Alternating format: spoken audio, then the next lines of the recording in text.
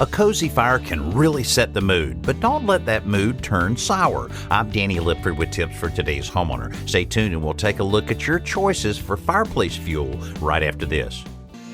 Got any tools on your Christmas list? You're in luck this year. Today's homeowner has teamed up with Woodcraft to provide one lucky winner $1,000 worth of tools and woodworking supplies. Now through December 15th, enter the Tools Under My Tree giveaway at todayshomeowner.com/giveaway to win a $1,000 Woodcraft gift card. Again, it's very easy to enter. Just log on to todayshomeowner.com/giveaway.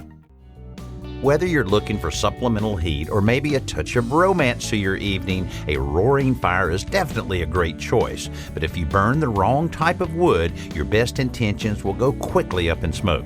When choosing wood for a fireplace, the key word is seasoned. This means, in the most basic sense, that you don't want firewood from a tree that was just cut down because there's still too much moisture in the logs. Soft wood reaches good seasoning in 6 to 12 months, while hardwood takes a little bit longer. Lumber scraps are often used too, but don't ever burn lumber that's been pressure treated because it can release volatile chemicals into the room.